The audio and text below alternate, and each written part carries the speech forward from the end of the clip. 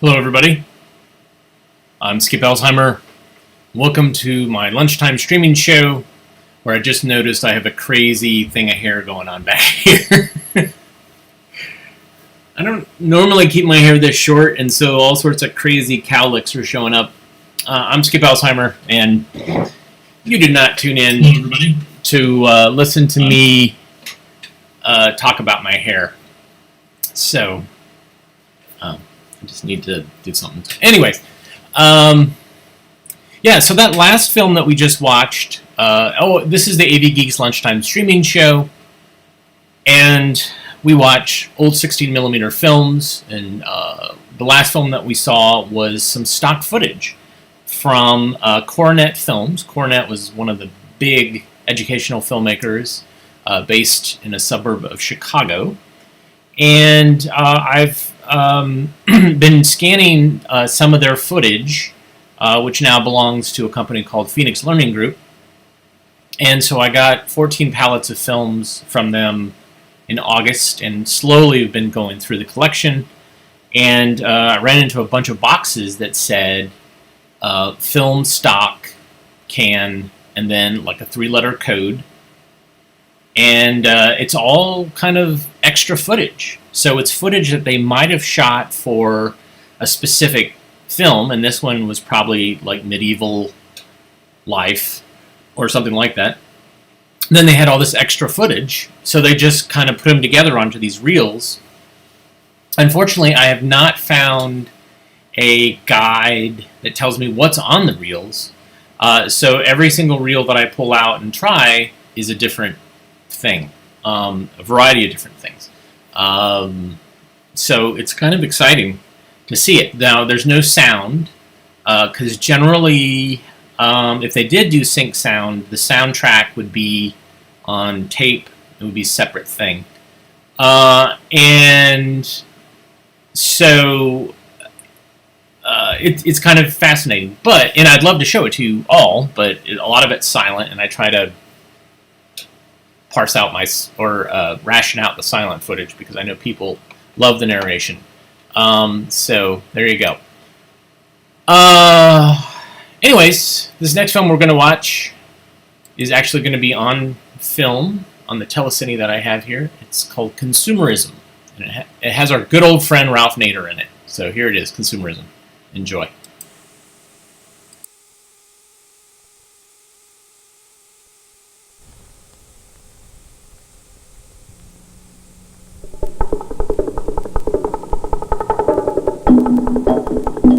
Potentially, it could change our way of life. The issues touch everyone. The abuses are flagrant. Hot dogs made of substandard meat. Processed foods that are unsafe to eat.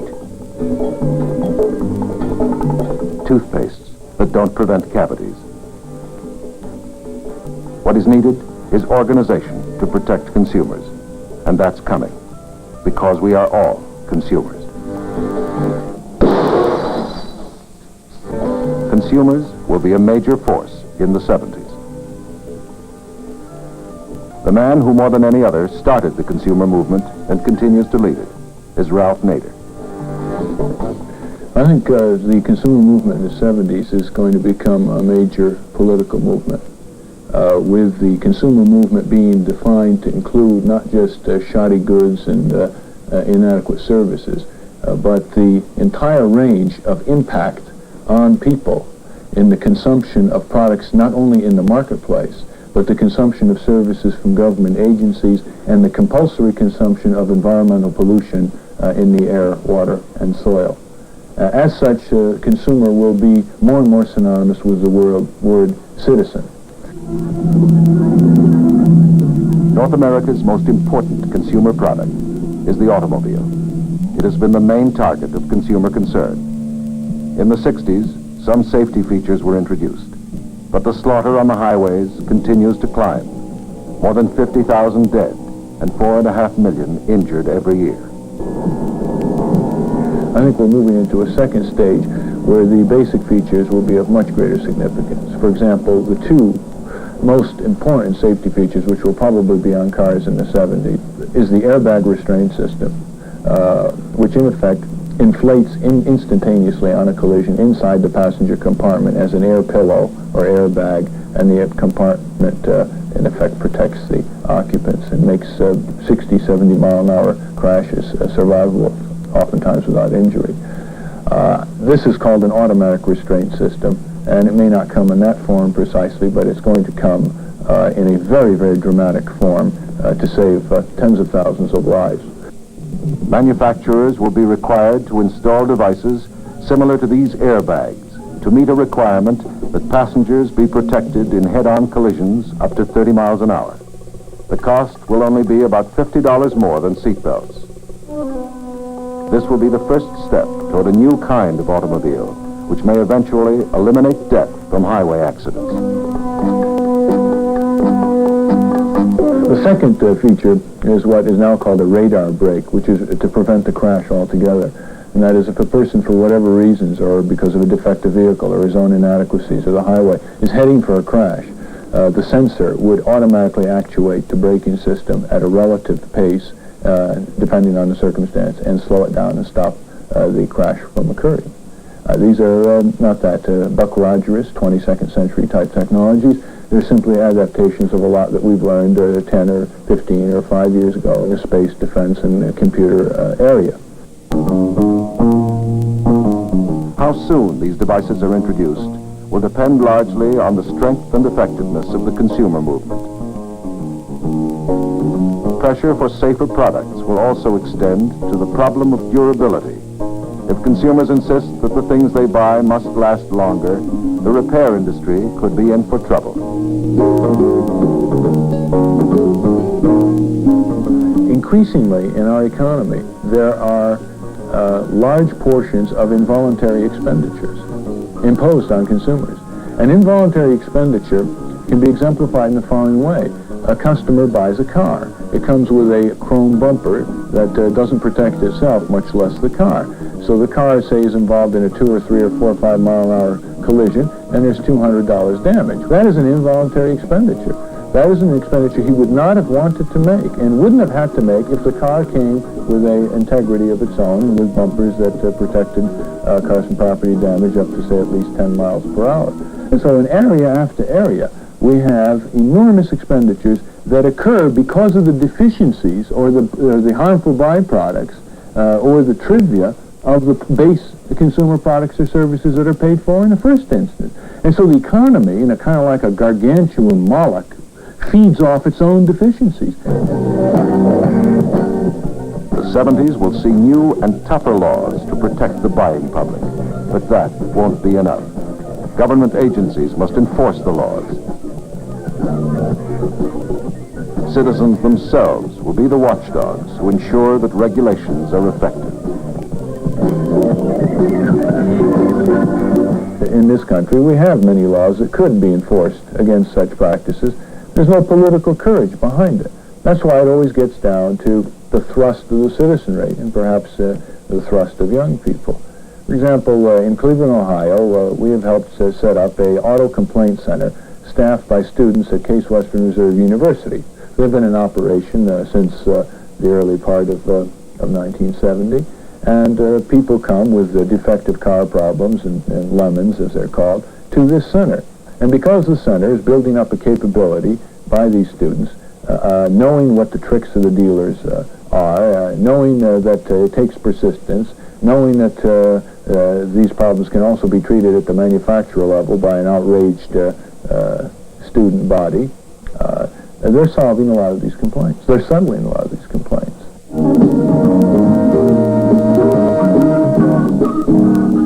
In Cleveland, students run a complaint clinic to help consumers get their problems straightened out. I talked both to the men at the service center. I wrote to the distributor, received an answer from them telling me that my car was repaired at that time and that that was all covered by the warranty and that was the end of their responsibility. I tried to find out who to talk to about getting something done about my car because right after that another part broke. I was unable to get anyone to tell me even who to talk to or where to write. So I then was told of a newspaper article about the research center. Companies that have practice the runaround aren't just the fly-by-night organizations. They include General Motors, Ford Motor Company, Chrysler Motor Company, Volkswagen, American Motors, the entire group. I don't think that any are exempt from this particular practice. And I think in the case of the largest motor companies, meaning General Motors, Ford, and Chrysler, that it's a deliberate attempt to weed out the greatest number of complaining people. I think I really will go on in my own small way, maybe just my private life, but continuing to get other people interested and active and to do something, whether they have a large or small complaint. That if they're not getting justice, if they're not getting service, things that are due them, that they do something about them rather than just accept it and swallow it and bear the expense. Because we can't afford to bear the expense when it gets down to a new car. The people in the 70s are going to have a new sense of responsibility and a new sense of citizenship. It's kind of simple here. It's an automobile. It's a consumer product. But it kind of indicates a new sensitivity to something that is very real, that there's something seriously wrong with the way individuals are being treated. And I think that the car driver in the 70s and the corporations that build the cars, for the first time in their history, which is a rather long one, will be effectively monitored by their constituency. That's something that's never been done before. If consumer groups develop the way Ralph Nader would like them to, they'll take on some of the largest corporations as well. We have to realize in this country that it isn't just government that governs us. Companies govern us. A person may not want to have anything to do with General Motors. He may say, well, this company, sure, it's giant. It grosses $2.7 million an hour, 24 hours a day on the average.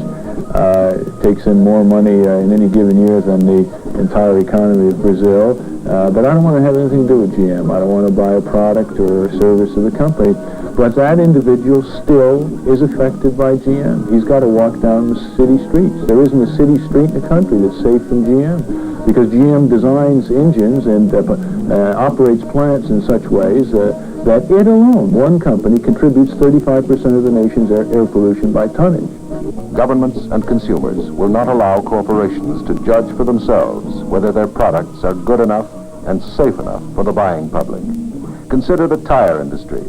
In freeway driving, few things are more dangerous than a blowout.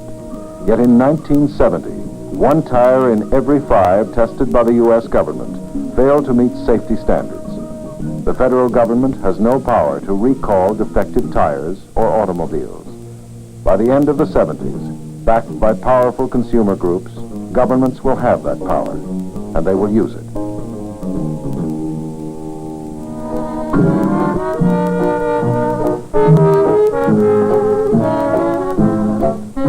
Just how much can be accomplished is clear in the case of cigarettes. In the 70s, cigarette commercials will disappear from the TV screens in many countries, and consumer groups will sponsor more anti-commercials to warn the public of unsafe products.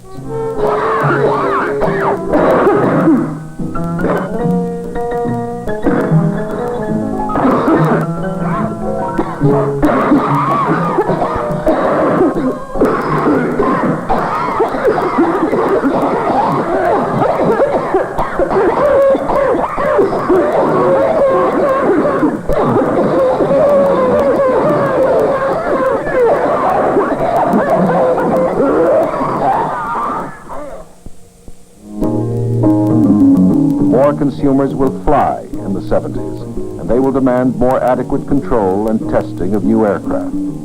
Insurance rates for the Boeing 747 are based on a statistical prediction that 2 747s will crash in the first 2 years.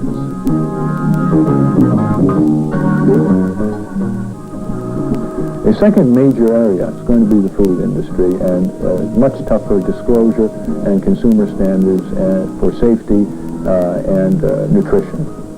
The evolution of food technology has been basically to permit the food companies to sell almost any food product to consumers as long as it can be made palatable, visually presentable, and easy to chew. And all these things can be achieved through the ingenious misuse of modern chemistry without also providing nutrition, wholesomeness, safety, and the absence of contamination. I think consumers are finally getting wise to this incredibly pervasive deception, to the fact that when they buy an all-beef Frankfurter, that usually means that whatever meat is in there is beef. and that maybe 30% is fat and another 12% or so water and miscellaneous other debris, and the rest is substandard meat. The fact that it can be spiced up and ground up and blended and made to taste good is no longer going to be enough to trick consumers.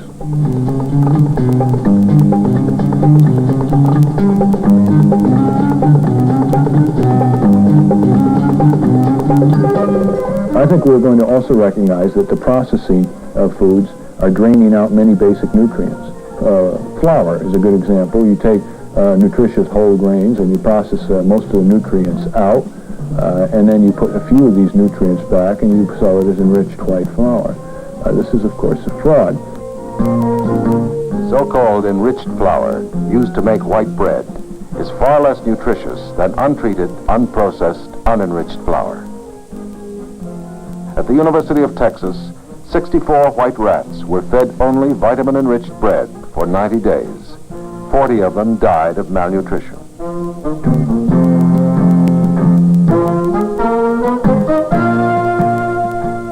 The makers of breakfast cereals spend more on advertising than the automobile industry.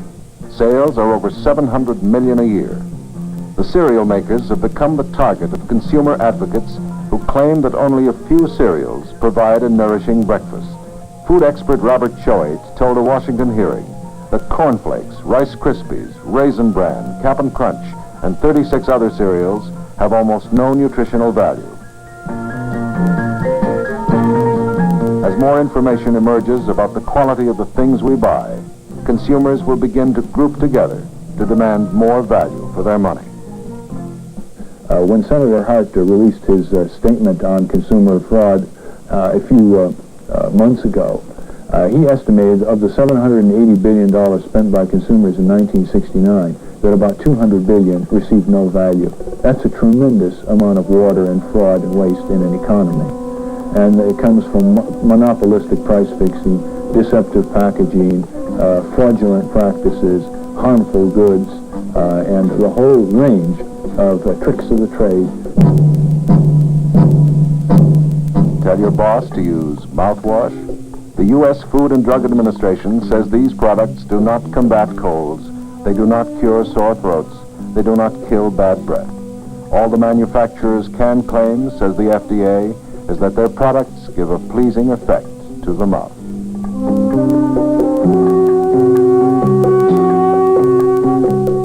Does your toothpaste protect you from cavities? The National Academy of Sciences says that of 11 brands claiming to do so, only 2 can honestly make that claim.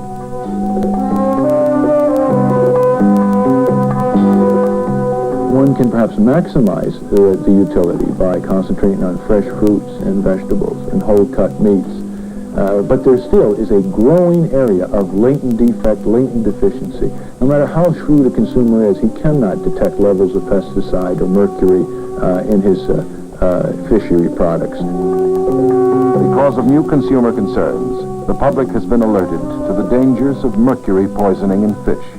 That's only the tip of the iceberg. A Canadian study showed that of 300 foods tested, more than half had levels of mercury above what is considered safe by the World Health Organization. Mercury is only the best known of many dangers.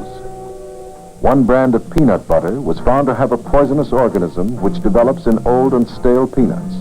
The batch was taken off the shelves and the offending company fined $1,500, but only after thousands of jars had been sold to unwary customers.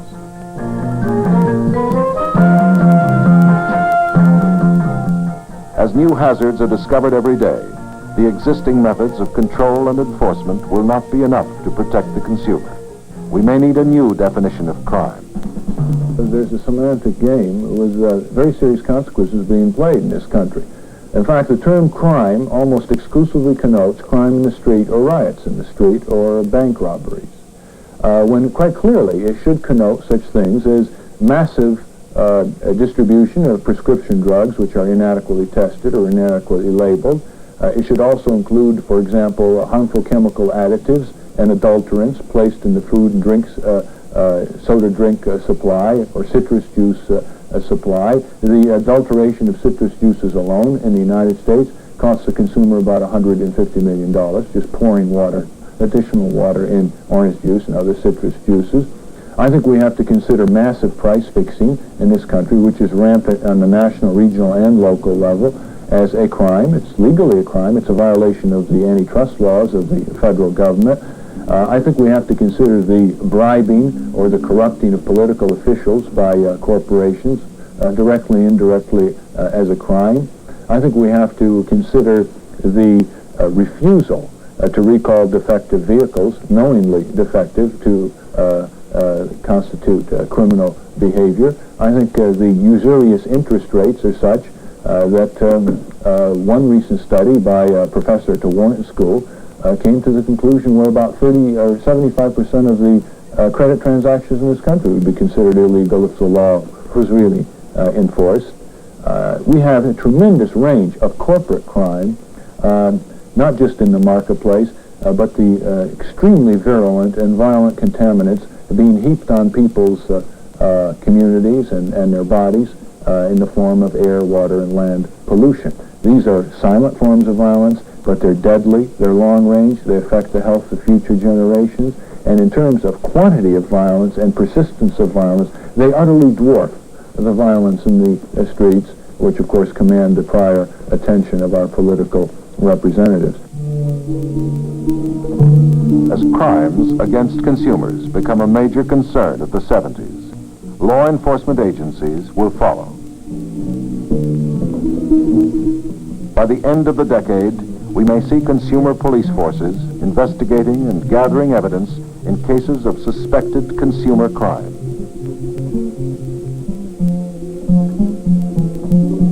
If consumer efforts are successful, business will begin to operate in radically different ways. The alternative? If we don't give power to the consumer, the whole market system, its justification is a fraud. Because the whole market system depends on buyer knowledge to discriminate between the good and the less good, and to reward the better producer and penalize the shoddier producer. And without information easily accessible to the consumer, and without permitting the aggrieved consumer practical remedies in law, the market system becomes a fraud, a calculated one designed to serve parochial and highly unjust corporate interests.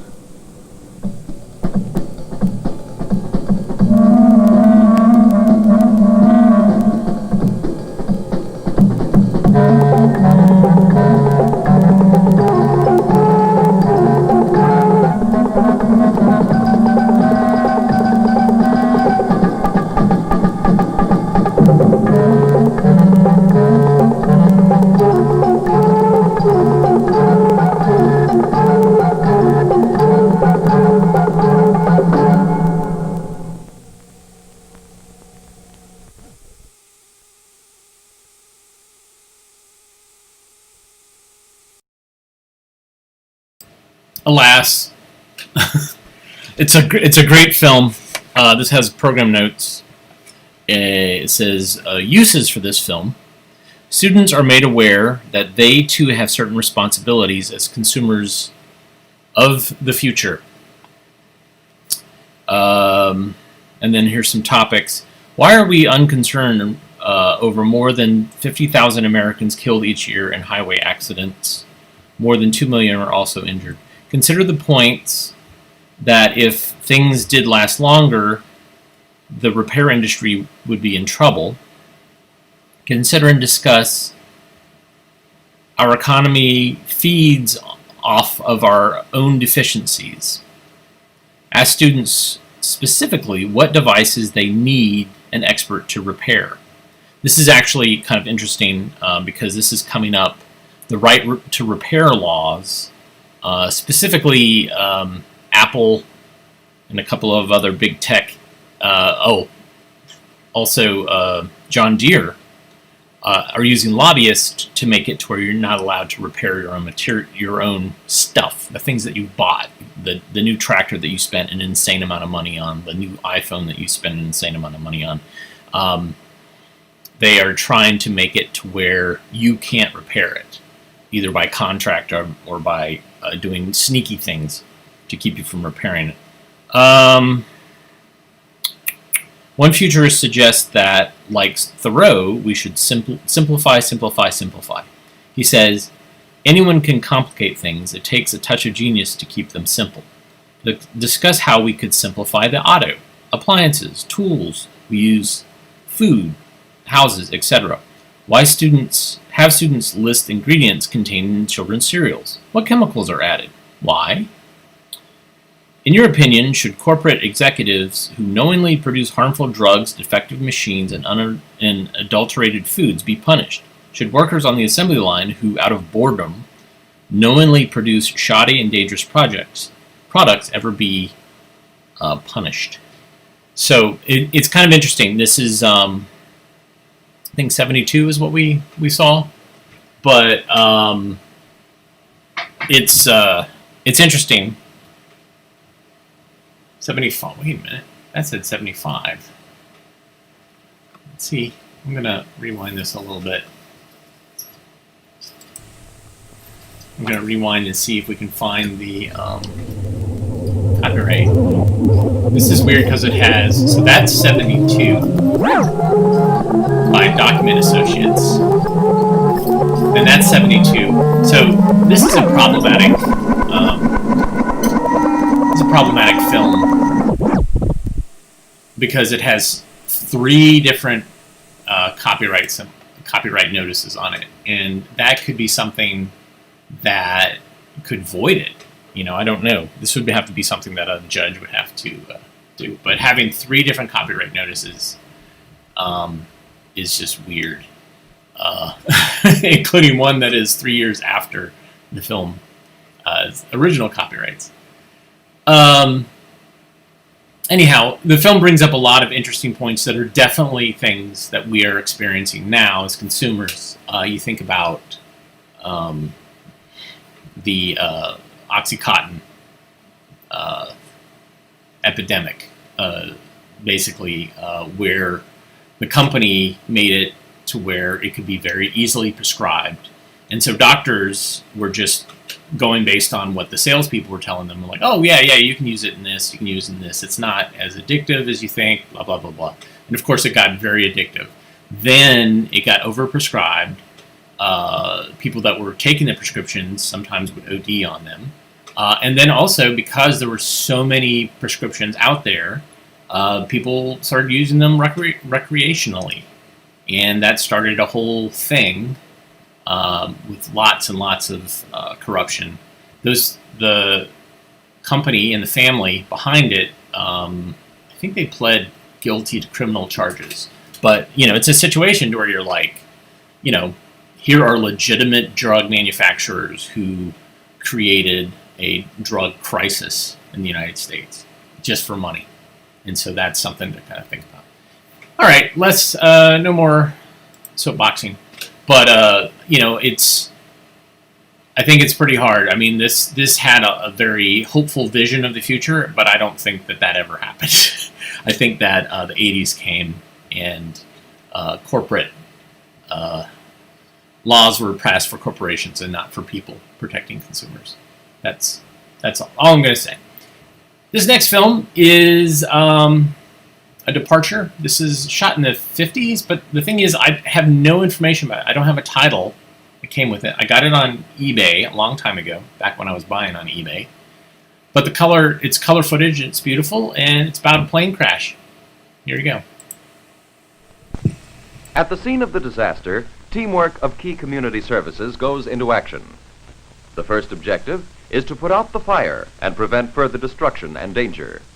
No single group can operate alone when major disaster strikes. Each group comes its own share of the to each its own share of the burden. And the heart of the operation is a plan, a disaster plan implemented and ready for action. Now, under medical direction, the first aid part of the training of any Boy Scout.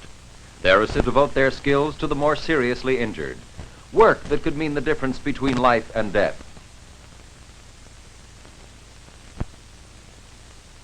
Work that takes its own toll of concentration. Work that teaches the all-important lessons of survival at a time of critical importance. work that will leave an unforgettable memory.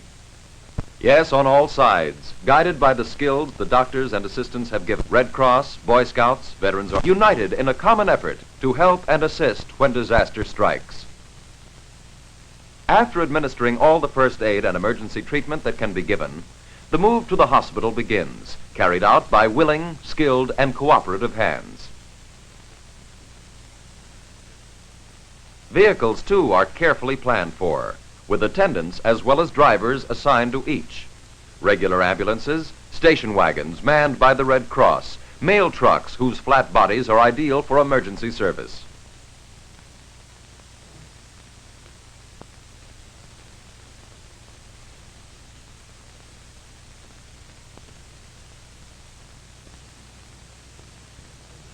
Meanwhile, the hospital evacuation team swings into action.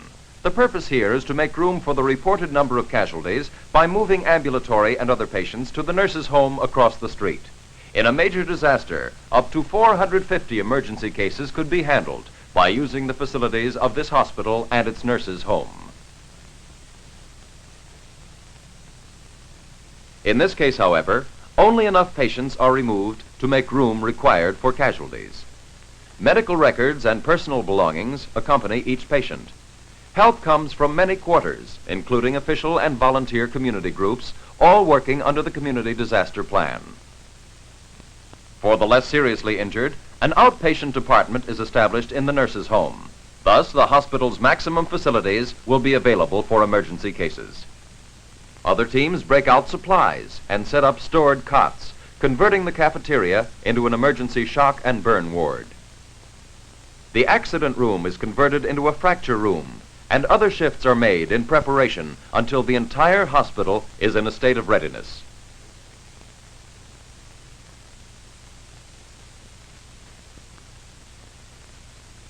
The somber rolling parade reaches the hospital gates. Post office trucks, ambulances, private station wagons, and other vehicles, all part of the Community Disaster Plan, all handled by teams drilled and practiced in their roles. The hospital yard has been cleared to make room for the arrivals. The casualties are handled carefully but swiftly out in the area.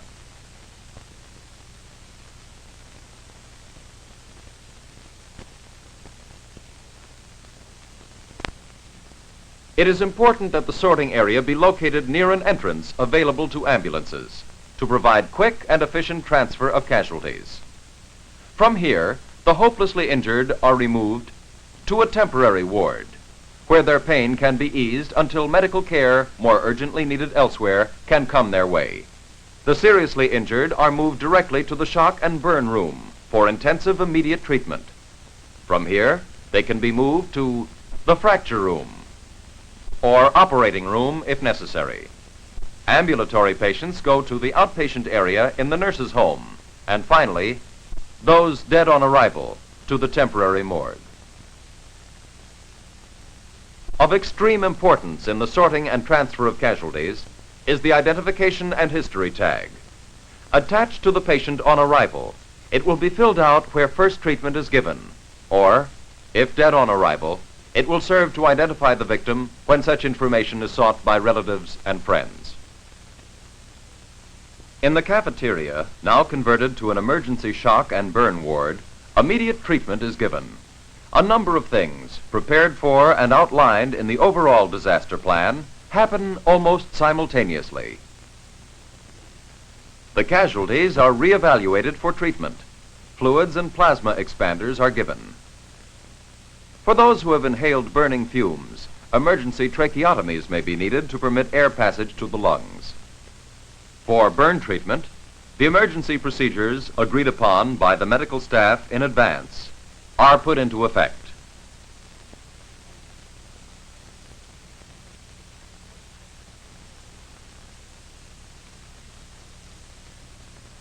Patients in shock will usually have feet elevated on blocks to promote blood flow to the head.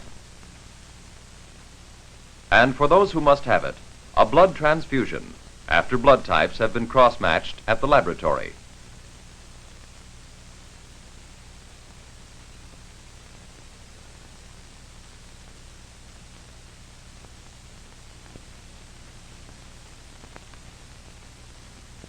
In another part of the community, new blood is donated. Place that used in the emergency. At every step of the way, records are kept for the time when they will be needed. Clothing is removed and arrangements made for safekeeping of valuables. Here in the emergency shock and burn ward, we see the value of planning for disaster. Essential minimum treatment is provided so that all casualties can receive medical attention. Extensive treatment will be administered as soon as possible. Under extreme emergency conditions, only procedures to preserve life are done. On reevaluation, this case was diagnosed as ruptured spleen with internal bleeding for shock and is now ready for surgery. To preserve life, an exploration is made. Keeping the operating room clear for this kind of work, while work not so essential waits, is one of the basic and primary goals of the entire plan. To surgery would come, for example, severe hemorrhage cases, crushing injuries of the head or chest, and severe penetrating injuries.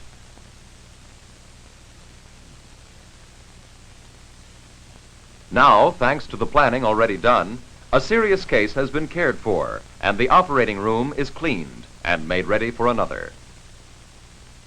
In the accident room, now established as a fracture room, preparations are made for splinting or traction. This patient has been reevaluated as to his basic state, and now more adequate splinting is applied. Again, the emphasis is on keeping the facilities clear, making room for a steady flow of necessary work, and avoiding bottlenecks. Under disaster conditions, cases which would normally be handled immediately will have to wait. Except under unusual circumstances, no X-ray evaluation will be made of a case like this. Plaster immobilization, too, will come later. For the present, splints will do. The orthopedic team is responsible for the repeated observation of all casualties, as well as traction frames and special appliances designed to preserve function through proper position by preventing pressure complications. From the shock and burn ward, from surgery, from the fracture room, all patients move into the expanded wards, temporary areas set up with cots and beds. In this hospital, there is room for 6 wards organized on this pattern. Patient care in the immediate post-disaster period is instituted along supportive lines. Bed rests, parenteral therapy, oxygen therapy, antibiotics, and other medically indicated therapy and observation. An immunization team consisting of a physician and a nurse is responsible for prompt administration and tetanus prophylaxis to all patients with burns, compound fractures, puncture wounds, and multiple lacerations. In making the patient comfortable, this nurse's aide, under supervision of the head nurse, provides valuable and helpful service. At this point, the disaster victims have become patients of the hospital and are cared for as such. These activities provide another example of the kind of planning, training, and teamwork that could mean the difference between life and death under other and deadlier conditions. Other means of communication. Trained, alert messengers are an integral part of the disaster team, as are the members of the information and records team. To them are brought the individual cards, the identifications, the other clues to the identity of the casualties. Upon them falls the responsibility for making sure that information, correct information, is available on demand. They are also responsible for making sure that families, friends, and relatives receive accurate knowledge of those dear to them as promptly as possible. It now becomes increasingly clear why the outpatient emergency area is set up across the street. First, to provide immediate care for ambulatory patients. Second, to keep the critical areas of the main hospital clear for smooth handling of the seriously injured. The hospital must arrange to care for those who were evacuated earlier to make room for the disaster casualties. Reevaluation of their needs may make it possible, in some cases, to have them moved to their homes or other nearby facilities. This will provide room for casualties who cannot be moved. Again, the records and belongings of these patients are carefully checked and arrangements made for transfer of those who can be moved. As soon as practicable, the hospital administrator calls a meeting of the departmental heads to plan for the best possible medical and hospital care for casualties. Yes, when disaster strikes, it is too late to make plans. A way must be devised before disaster strikes to handle casualties swiftly, efficiently, and capably. A disaster plan, prepared in advance and coordinated with existing services and facilities, is essential to a sound hospital program. Personnel must be trained to provide immediate care for each patient in accordance with his needs. In addition, the plan must anticipate the needs of the hospital itself, should public utilities be disrupted. This may call for standby sources of power, water, fuel, and other essentials necessary to hospital function in time of emergency.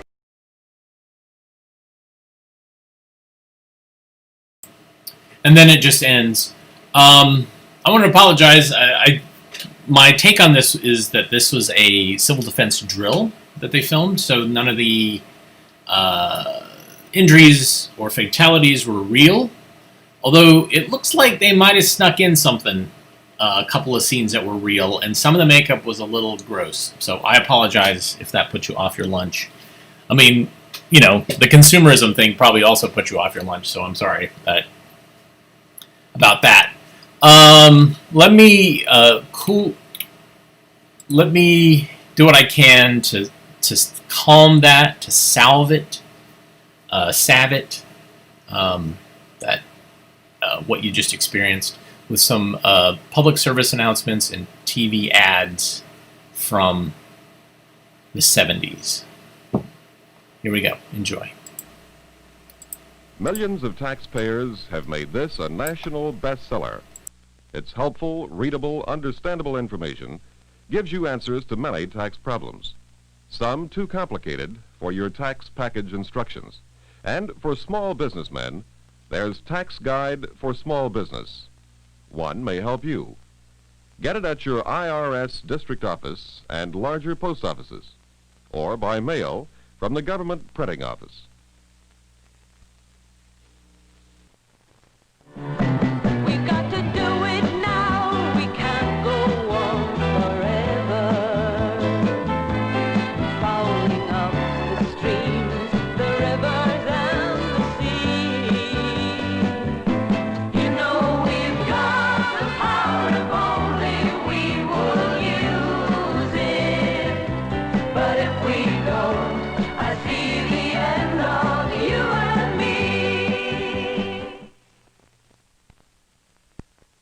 Since I'm older and smarter than you, I'll teach you how to stay out of trouble. Take this crib, for instance. It's my old one, and it's got problems. See that bumper pit? You need it because you could get stuck between the slats. And Mommy put those towels around the side because the mattress is too small for the crib. If you pull on it, though. If you too have an older crib, write for our free booklet on how to help make it safer. Each day, the average heart beats more than 100,000 times. To make your heart stronger and your body healthier, a new exercise program is coming to your YMCA. It's called Y Fitness Finders. You run, laugh, and learn to become fit. Strengthen your heart by jogging, jumping, and game playing, and you may live longer. Start now with a healthy, hearty leap. Call your neighborhood YMCA and find out about Y Fitness Finders.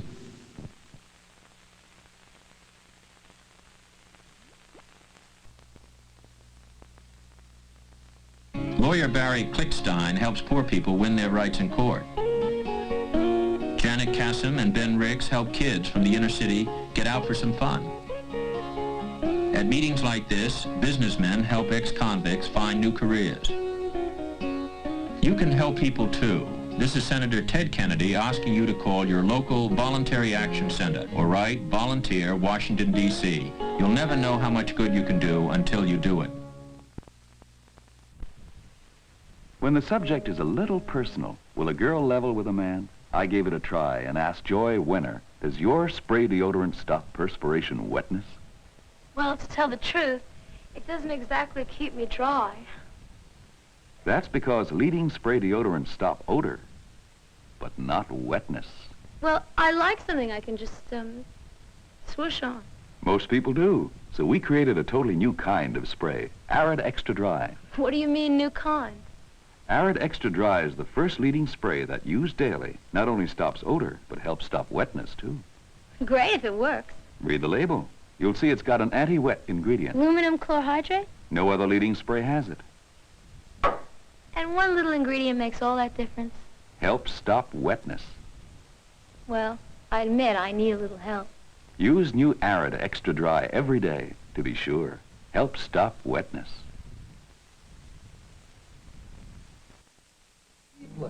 It's nice to relax and have a drink or two. But would you give up one of those drinks? Just one? And send us that money so we can help the 9 million alcoholics and countless potential alcoholics in this country? We can help create more treatment centers for alcoholics by doing more medical and chemical research in order to treat this disease more comprehensively. We can help by setting up more on-the-job rehabilitation programs. These programs are achieving recovery rates as high as 65 to 70%. We can do so much to help the alcoholic. But unless you give up that one drink, just one, and send us the money, we really can't do much. Morning, Bob. Morning, Lou. Brushing that for you? Yeah. What we're really asking is, can you spare the price of a drink?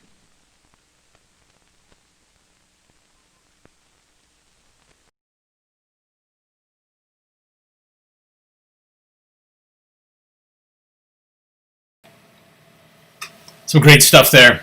Yeah, somebody noticed the new Seekers.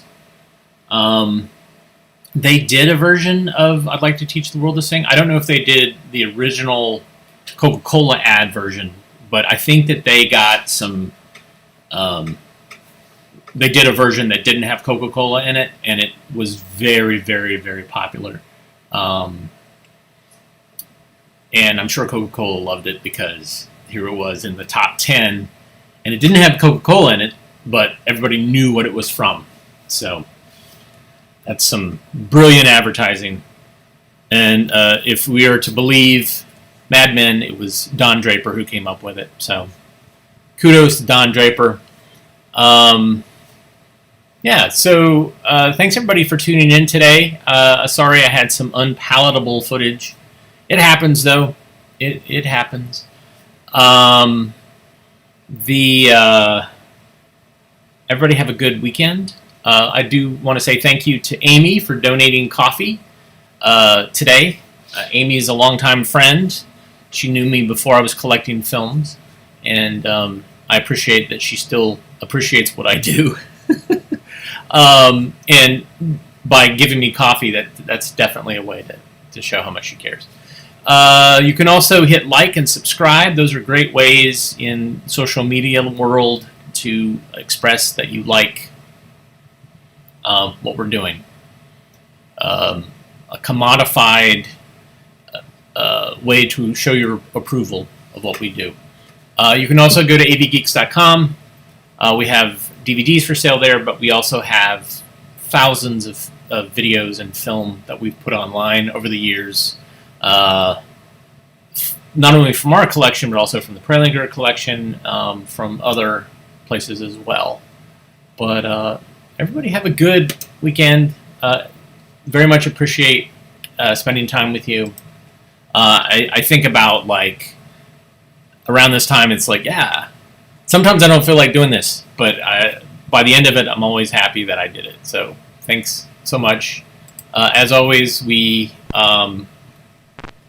don't click on the wrong thing. We click on the right thing, and we look inside the film can for sometimes wisdom, and it tells us to please rewind, love each other, and a smiley face with eyelashes. It's almost like a fortune cookie, in a way. All right, everybody take care, and we will see you on Monday. Farewell.